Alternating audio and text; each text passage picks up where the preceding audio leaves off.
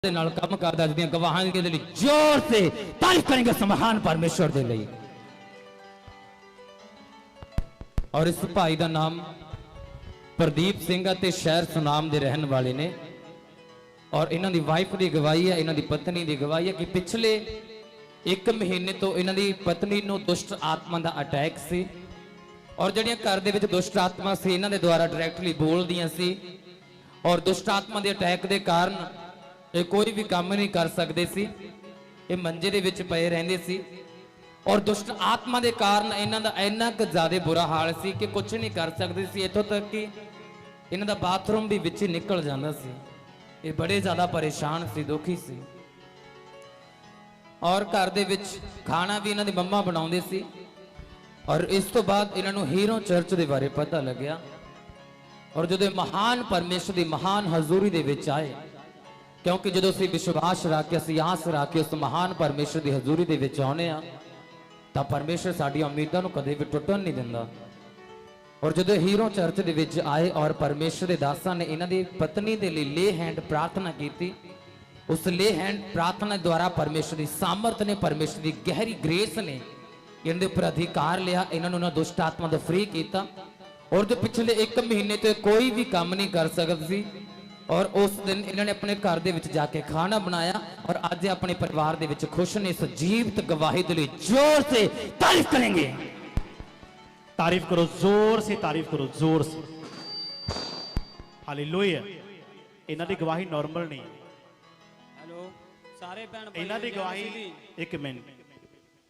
की नाम है तुहाडा? मेरा नाम प्रदीप सिंह है जी। प्रदीप सिंह, कित्थों आए तुसीं? सनाम तो ही। सनाम तो आए हो।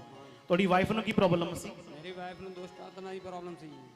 ਦੁਸ਼ਟ ਆਤਮਾ ਨਾਲ ਪ੍ਰੋਬਲਮ ਸੀ, ਖੇਡਦੀ ਸੀ? ਹਾਂ ਜੀ ਖੇਡਦੀ ਸੀ। ਹੋਰ ਕੀ ਹੁੰਦਾ ਸੀ?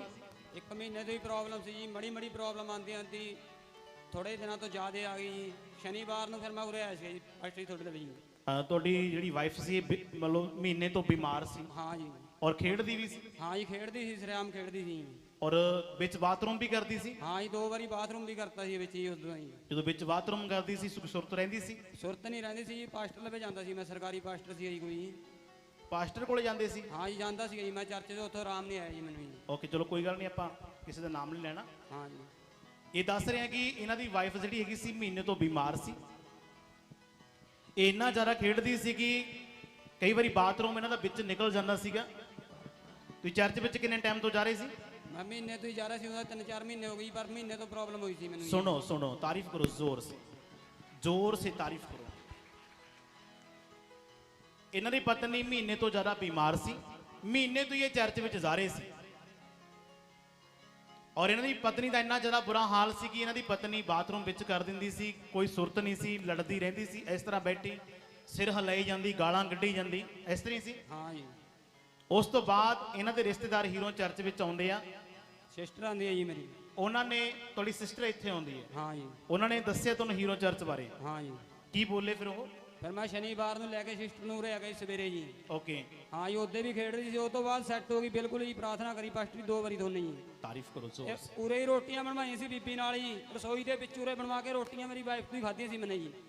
उरे बीबी नाल रोटियां बनवा के बिल्कुल सैट हो गई सी ते 2 बजे रात नूं फिर ढिल्ली हो गई। सारा संडे वाले दिन खेडी गई फिर। ओ साफी कहंदे जीनो यसू दा नाम साफी कहंदे जीनो यसू दा नाम जिंदा सके टुटे आलू आरामे जिंदा सके टुटे आलू आरामे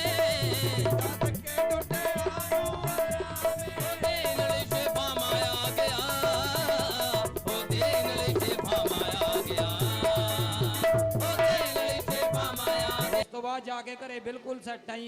फ्री किया सानू। ये कोई पैसे दे के प्रार्थना या कोई पैसे दे के मैं तो गवाही नहीं कराई जी, बिल्कुल सच है जी। ये सच मनना सब ने। जो मेरे भैन भाई नवे आए ने जोर से ताली बजाओ, बिल्कुल यकीन करना, अखा मीच के यकीन करना और जोर से ताली। ना सोचे भी मैनू किसी ने पैसे दिते ने भाई, पैसे किसी ने नहीं दिते मैनू। बोलो यीशु मसीह की है। रोटी दिती उरों मैनू रोटी दिती, शाम नूं पास्टर जी रोटी बनवाई मेरे घर वाली ने, बड़ी बीबी नालों बीबी गवा गई। रोटी बनवा के खा के बिल्कुल सैट सी असीं ते अज भी बिल्कुल सैट आ प्रभु की दया नाल। सारे भाइयों नूं भैन भाइयों जय मसीह दी। ਤੇ ਅੱਖਾਂ ਮੀਚ ਕੇ ਵਿਸ਼ਵਾਸ ਕਰਦਾ ਨਵੇਂ ਭੈਣ ਭਾਈਆਂ ਨੇ, ਇਹ ਨਾ ਸੋਚਿਓ ਵੀ ਤੁਹਾਨੂੰ ਵਿਸ਼ਵਾਸ ਨਹੀਂਗਾ। ਤੁਸੀਂ ਜੋ ਲਾਈਵ ਲੋਕ ਦੇਖਦੇ ਆ ਹੁਣ ਇਸ ਟਾਈਮ, ਉਹਨਾਂ ਨੂੰ ਕੀ ਕਹਿਣਾ ਚਾਹੁੰਦੇ ਹੋ ਤੁਸੀਂ ਇਹ ਚਰਚ ਬਾਰੇ, ਤੁਸੀਂ ਇਸ ਮਿਨਿਸਟਰੀ ਬਾਰੇ? ਮੈਂ ਤਾਂ ਇਹੀ ਕਹਿਣਾ ਚਾਹੁੰਦਾ ਜੀ, ਜੋ ਤੁਸੀਂ ਪਰੇਸ਼ਾਨ ਹੋ, ਕੋਈ ਵੀ ਤੰਗ ਹੋ, ਤਾਂ ਇੱਥੇ ਆਓ, ਅੱਖਾਂ ਮੀਚ ਕੇ ਵਿਸ਼ਵਾਸ ਕਰੋ, ਪ੍ਰਭੂ ਤੇ ਵਿਸ਼ਵਾਸ ਕਰੋ, ਪ੍ਰਭੂ ਦੇ ਦਾਸ ਤੇ ਵਿਸ਼ਵਾਸ ਕਰੋ, ਉਹਨਾਂ ਵਾਸਤੇ ਪ੍ਰਾਰਥਨਾ ਕਰੋ, ਦੁਆਵਾਂ ਕਰੋ। ਜੋ ਬੇਟੇ ਬੇਟੀਆਂ ਉਰੇ ਪ੍ਰਾਰਥਨਾ ਕਰਦੀਆਂ ਨੇ ਉਹਨਾਂ ਨੂੰ ਹੋਰ ਸ਼ਕਤੀ ਮਿਲੇ। ਇਹ ਬੰਦਾ ਉਹੀ ਆ, ਤੁਸੀਂ ਉਹੀ ਹੋ ਜੋ ਆਏ ਸੀ?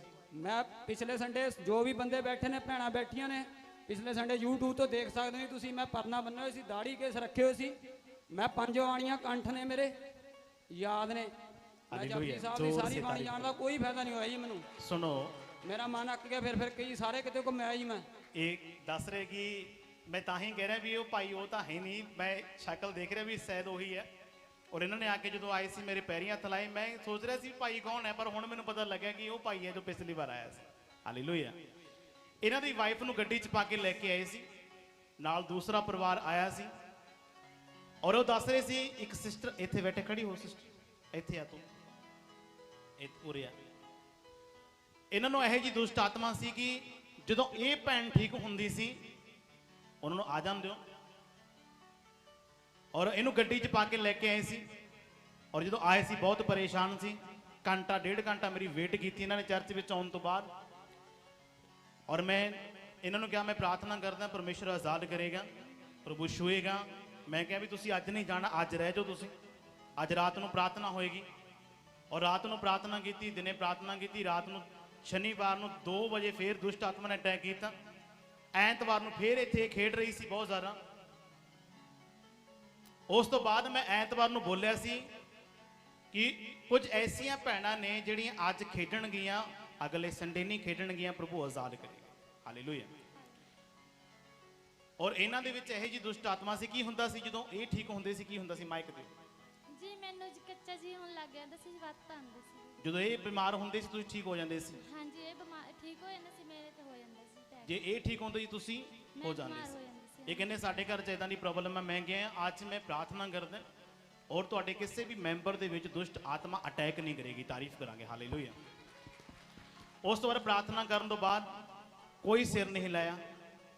ਲਾਓ ਮਾਈਕ, ਦਿਓ ਮਾਈਕ, ਨਾ ਜੀ, ਇਹਨਾਂ ਨੂੰ ਦਿਓ ਮਾਈਕ। ਹਾਂ ਜੀ, ਬਿਲਕੁਲ ਸੈੱਟ ਹੈ ਜੀ। ਉਦੋਂ ਕੋਈ ਪ੍ਰੋਬਲਮ ਨਾ ਨਹੀਂ, ਹੀ ਕੋਈ ਜੋ ਪ੍ਰੋਬਲਮ ਮਹੀਨੇ ਤੋਂ ਪ੍ਰੋਬਲਮ ਆਉਂਦੀ ਸੀ ਉਹ ਬਿਲਕੁਲ ਕੋਈ ਪ੍ਰੋਬਲਮ ਨਹੀਂ। ਕੋਈ ਪ੍ਰੋਬਲਮ ਨਹੀਂ। ਹੁਣ ਤੁਸੀਂ ਪ੍ਰਭੂ ਤੇ ਕਿੰਨਾ ਵਿਸ਼ਵਾਸ ਕਰਦੇ ਹੋ?